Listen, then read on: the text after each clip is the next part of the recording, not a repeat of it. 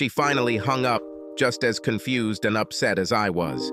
Julie, my second daughter, kept up with Katie, and again, the afternoon was wasted while she tried to get me to change my mind. Unfortunately, she didn't believe it was true and tried to convince me that it was just some weird hacker or something. Even her convincing arguments could not convince me. I filled out the paperwork and returned it to Arthur, sign it and completed. When I called him, he gave me another piece of advice. Divide your finances now before everything turns into a scandal. It made sense, and I started going through our finances and belongings. We only had one bank account, and it was a joint account, and everything came out of it. Credit cards, mortgage, everything. It was impossible to open another account over the phone. You had to go there in person. Everything was connected. The only good news was that she couldn't do anything either, so the money was safe for now. Of course, the rest of the day went on like this. I answered calls from friends and family. Everyone wanted to know what was going on. By the end of the day, I was tired of explaining.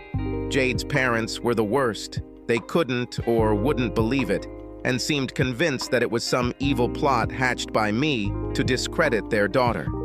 During dinner, I walked into the house and was rummaging through the cupboards for something to eat when Jade walked in. "Can we talk some more, Mark?" "Please, we need to talk about this. Katie and Julie are devastated. Damn, you've scared them half to death with all this wild talk." "These are not wild conversations. I was honest with them. I told you, Jade. I've already talked to Arthur and submitted the documents. We are currently in the process of divorce." Jesus Christ. "Mark, that's just funny, honey. It was just sex. I had no affair or plans to run away with him. It was stupid and selfish. But it doesn't have to be the end of the world." "My God, you're feeling crazy." "No, I was crazy when I didn't see this happening right under my nose. Damn, I must be a damn idiot." You both must have laughed, heartily. God, all those family get-togethers? You must have had a good laugh with him. "No, honey, it wasn't like that. We never laughed or even talked about it." "Bullshit. You had sex for 6 months. Don't tell me you never laughed at how to sneak out or get out." 6 damn months, Jade. 6 months. Her face dropped. "We never laughed at you or Melissa. Say what you want, but I feel like a fool. All this time I loved you, brought you flowers for your birthday, and he gave you a quickie. God, how many times did we make love after you were with him?" "Never!" she screamed. "I would never do that to you. I love you." "Sorry. I didn't think about it. I didn't want to hurt you. It just all started with innocent flirting and fun. Please, Mark, can we just sit down and talk?" "No, damn it. Everything is over. You'll receive the papers in a week or so. Just sign them and send them back. Hell, I'll do it. There won't be any divorce. You're being stupid. We can fix everything." I didn't answer, and she burst into tears. "Mark, you've already ruined me, my career and Greg's business. How much more revenge do you want?" "It's not about revenge. It's about ending it and moving on." I took the chips and left her there, looking after me. The next day, I was woken up by Jade knocking on the door. I opened it to see what she wanted, but she insistently rushed inside. "Mark, Greg, Melissa, and I spoke last night, and we have a plan to try to save the business. We're going to say that a disgruntled employee we fired hacked into my email account and set up this whole thing in retaliation for being fired." "Say what you want. I don't care." "Mark, we need your help. If we want to make people believe this, we need your help. Could you support us?" I laughed. "The hell with it. If anyone asks, I will tell the truth. People should know what kind of deceitful manipulators they are dealing with." My rage shocked her. Melissa agreed. She's going to support us. "Mark, I beg you. Greg and Melissa are going to lose everything. His reputation is in tatters." "It's his fault, not mine." She stamped her foot. "But this is exactly what we will say. We will tell everyone, including the children and Mom and Dad." "As you wish, but I won't help." For the next week, every time I went inside, she was on the phone with clients, distributing information to those who received the letter.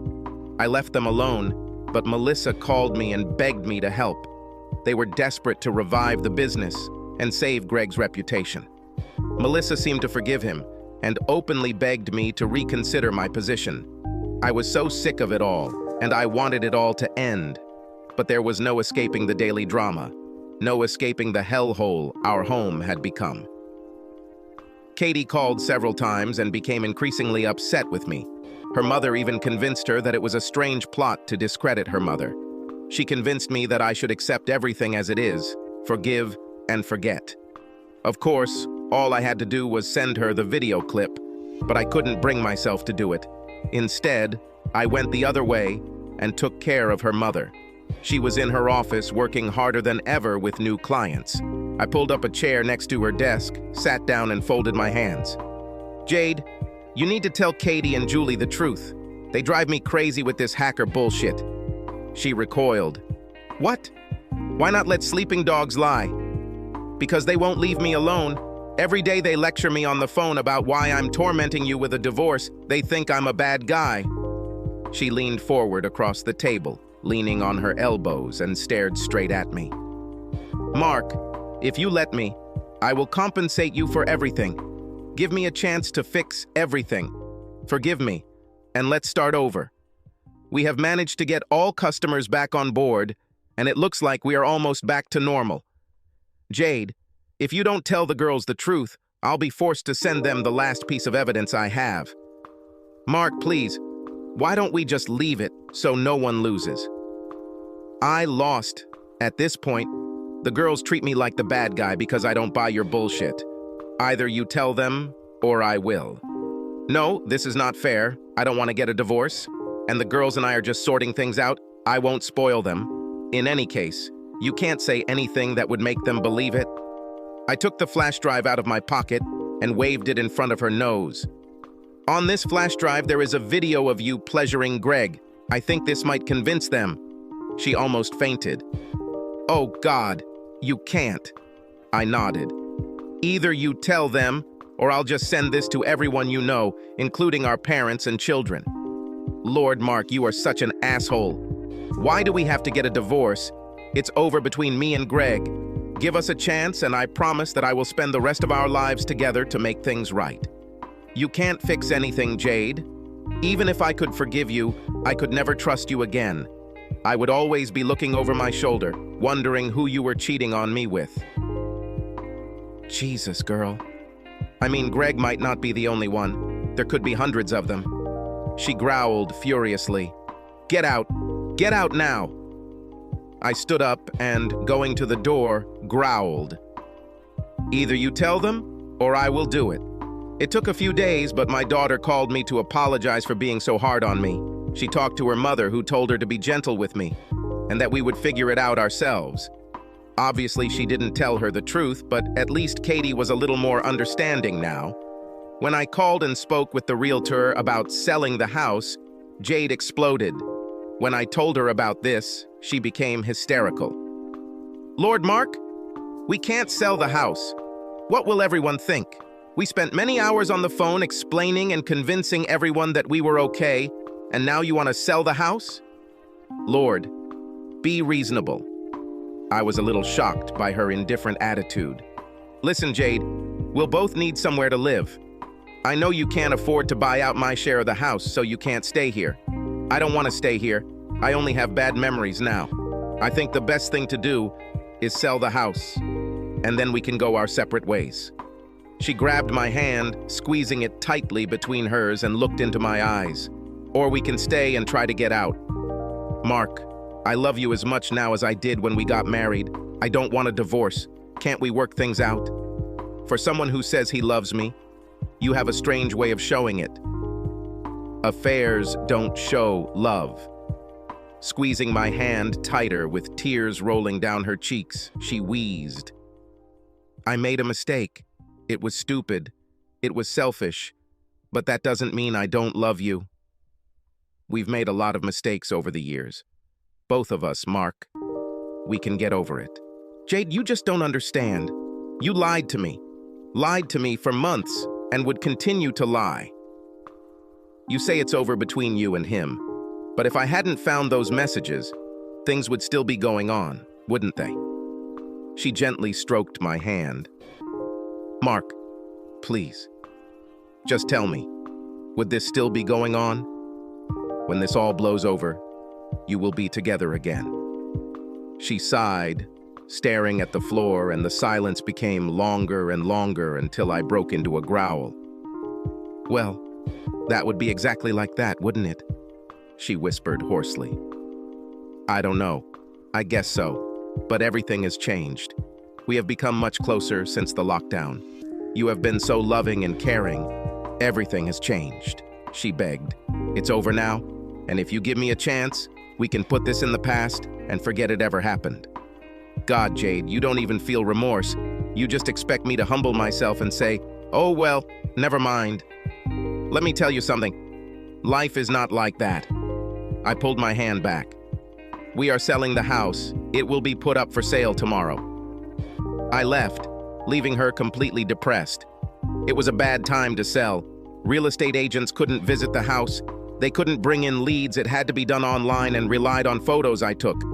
I spent the day taking photos that I thought highlighted the best features of the house, sent them to the agent, and the next day, the house was listed for sale. This caused a flurry of calls from friends and, of course, relatives who wanted to know what was going on. Jade answered all the calls, trying to hide the truth. She told everyone some ridiculous stories about us looking for a better place. As the country brought the virus under control and restrictions were gradually lifted, we had a little more freedom. Everything was supposed to gradually return to a more normal way of life, but that was still a month away, at least. During this month, everything calmed down between me and Jade. We had dinner together. We managed to talk without arguing or shouting. The anger gradually subsided. One day at dinner, she asked, "What can I do to change your mind? I'll do anything." Looking across the table, I sighed. "I don't think anything will help. I've lost trust in you. But if we tried to improve our relationship, the first thing you would do is quit your job." "What?" she choked. "I can't do this. I have shares in the company. Now we own 35% of the business. God, Mark, I love this work. I love being part of its creation. Honey, I promise it's over between me and Greg. It's over. You made this promise to me 25 years ago on our wedding day. Then it obviously meant nothing. Why should I trust you now?" She leaned back in her chair. "Mark, I made a mistake. I know that. But I promise. What else can I do? Quit your job. I think it's simple. If you want to try again, then that's what I demand. And even then, I don't make any promises." She shook her head. "I don't understand. What's the difference? Mark, I love this job. I put everything into it. Why can't we just try to move on? Because you will work together every day, travel together. I cannot allow this. If you want to make peace, this is the first building block." "No, Mark, it's not fair. I'll do whatever I want, but I won't quit my job." "That's great, Jade, but it definitely shows where I stand, doesn't it?" This little exchange led to a long discussion and argument between my daughters, who tried to play the role of mediators, but they were on my side. They both tried to convince her to take my side, but she was adamant. I don't know if she was just stubborn, if she thought she could have her cake and eat it, or if she was just stupid. Later, when we were watching the late news, she nervously snuggled up to me as we watched TV. "Mark, will you sleep with me tonight? I need you to come back to our bed." Pulling her head closer and kissing her forehead, I said, "I do not think it's a good idea. This will only confuse everything. Mark, dear, this could be the first step towards reconciliation. I don't want reconciliation. I want to move on with my life." She burst into tears and ran into the bedroom, and I heard her crying. Turning off the TV, I went to bed. The papers came back from the lawyers and were unsigned. Jade refused to sign. She wanted to fight. It took several days of constant arguing and my threats to send a video of her blowing Greg to get her to sign the documents. The realization of the inevitable finally came, and she came to terms with it. When restrictions were lifted, the house sold in just a couple of weeks. I found a small apartment in the city, as did Jade, and she found an apartment closer to her office. Our daughters went through a period of hating and blaming me.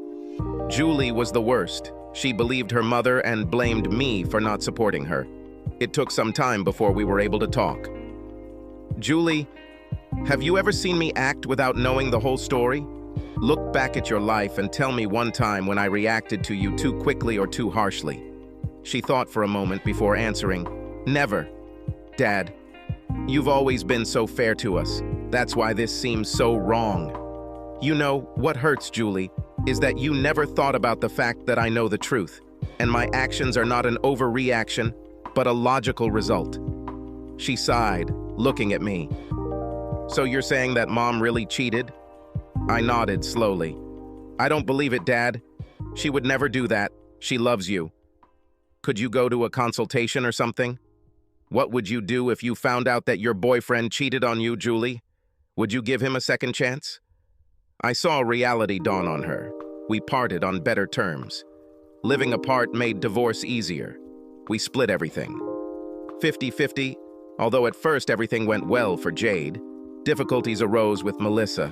She was trying to come to terms with the fact that Jade and Greg were still working together, but she was struggling, as was I. How could she trust them? We no longer kept in touch, and she blamed me for some of their difficulties. Melissa thought that if I forgave Jade and stayed with her, then the problem she had with Greg would somehow be resolved. Greg was Jade's closest friend, but due to Melissa's constant nagging, a chasm formed between them and he was forced to retreat, which caused Jade pain. She spent most nights crying on the phone with our daughters, which in turn prompted them to call me, begging me to forgive and forget. The moment the restrictions were lifted, I took my chance. I made a promise to him, and it was time to act. I waited in the parking lot of their business. The day of reckoning had arrived. As soon as he walked out into the parking lot and saw me, he stopped in his tracks. "Mark, I'm sorry. I was a fool and I apologize for this storm. I took off my jacket and put it on the hood of my car. Greg, I promised you that I would come for you. Now I'm here. Let's do it like men." He quickly stepped back. "Buddy, I don't want to fight with you. It won't solve anything. You are not my friend. You gave up that privilege when you had sex with my wife and lied to my face." He realized when I approached him that this was happening. He dropped his briefcase and began to take off his jacket. As soon as he threw his jacket aside, I was on top of him. We were about the same height, and we couldn't be called fighters. But there was anger on my side, a cold, dirty feeling in my stomach that needed to be released. When I hit him, the pain subsided a little, and my stomach relaxed. Not all the blows were one-sided. He also threw several blows, but driven by anger, I continued. The only thing that stopped me was the policeman pulling me away from him. When I looked back, there was a small group gathered there, and among them was Jade, who was covering her mouth with her hands. She looked terrified. The cop separated us, and Greg and I stood there glaring at each other. He had blood running down his face, he had a broken nose and a split lip. He wasn't an oil painting, but then again, neither was I. Jade approached, but as she approached, the policeman raised his hand. "Please step aside, lady. Let me handle this." She stood there, not moving, her eyes fixed on me, pleading, questioning. The policeman interrupted the moment by pushing us back towards the car and began his questioning. To his credit, Mark didn't try to blame me or press any charges. He simply told the officer that we had an argument and nothing else happened. The policeman was not convinced, but what could he say? He decided to make us shake hands. When we shook hands, Greg held on longer than necessary. "Sorry, buddy. I didn't plan anything like that. It was just an error in judgment."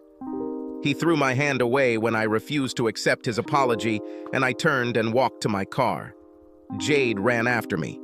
"Mark, I'm sorry. I kick myself every day for screwing up, but can't we at least try?" 25 years, Mark. 25 years must be worth something." "Sorry, Jade, but I can't. I also kick myself every day. Why didn't I see this?